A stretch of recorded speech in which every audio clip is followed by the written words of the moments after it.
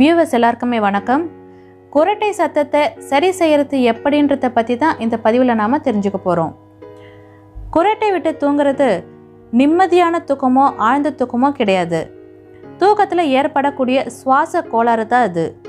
இந்த பிரச்சனையை சரி செய்யாமல் விட்டுட்டா உயர் இரத்த அழுத்தம், நீரிழிவு கோளாறு, இதயம் தொடர்பான பாதிப்பு, பக்கவாதம் போன்ற பல நோய்கள் ஏற்பட வாய்ப்பு இருக்கு. இரவில் தூங்கும் போது தொண்டையின் தசைகள் தளர்ந்து ஓய்வெடுக்கும். இதனால சுவாச பாதையின் அளவு குறுகிடும். குறுகி இருக்கிற சுவாச பாதையில காத்து போகும்போது குரட்டை சத்தம் ஏற்படுது. இந்த குரட்டை சத்தம் ஏற்பட மற்ற காரணங்கள் என்னன்னா உடல் பருமன், சைனஸ் சம்பந்தப்பட்ட பிரச்சனை, உள்நாக்கு அழற்சி, தைராய்டு பிரச்சனை, மூக்கடைப்பு, மூக்கின் தடுப்பு சுவர் சற்று விலகி இருப்பது, புகைப்பழக்கம் மற்றும் பெண்களுக்கு ஏற்படக்கூடிய மாதவிடாய் பிரச்சனைன்னு பல காரணங்கள் சொல்லப்படுது.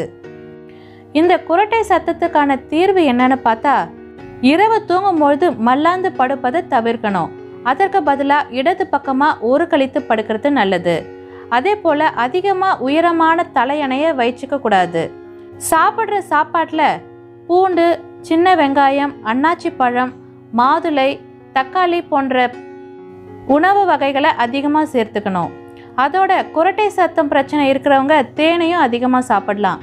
ஏன்னா தேனில் தொற்று கிருமிகளை அழிக்கிற திறன் இருக்குது. இதனால் சுவாச குழாய், தொண்டையில் கிருமிகளால் ஏற்படுற கோளாறை சரி செஞ்சு குரட்டையை குறைக்க அது உதவி செய்யும். அதே போல் எப்பவுமே இரவில் சாப்பிட்டதும் நம்ம சாப்பிட்ட சாப்பாடு செரிமானம் ஆகிறதுக்கு முன்னாடி தூங்கினாலும் குரட்டை சத்தம் ஏற்படும். அதனால் இரவு எப்பவுமே சாப்பிட்டதும் 2 மணி நேரம் கழித்து தூங்குறது நல்லது. உடல் எடை அதிகமாக இருந்தாலும் குரட்டை சத்தம் ஏற்படும். அதனால் உடல் எடையை சீராக வச்சிருக்கிறதும் நல்லது. குரட்டை சத்தத்தை சரி செய்யறதுக்கு ஒரு இயற்கையான மருந்தை வீட்டிலே தயாரிக்கலாம்.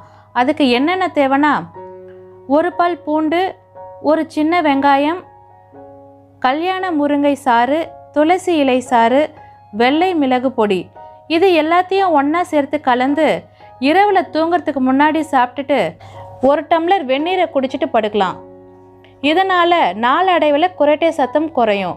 இது செய்ய முடியாது, இது மிகவும் கடினம்னு நினைக்கிறவங்க கற்பூரவள்ளி தைலத்தை நல்லா சுவாசிச்சுட்டு தூங்கலாம். இதனாலேயும் நாளடைவில் குரட்டை சத்தம் குறையும். இந்த குறிப்புகள் எல்லாம் உங்களுக்கு பிடிச்சிருந்தா லைக் பண்ணுங்கள், ஷேர் பண்ணுங்கள். இதே போல் பல பயனுள்ள தகவலை தெரிஞ்சுக்க சசீர் சேனலை தொடர்ந்து பார்த்துட்டே இருங்க. சசீர் சேனலை மறக்காமல் சப்ஸ்கிரைப் பண்ணுங்கள். நன்றி.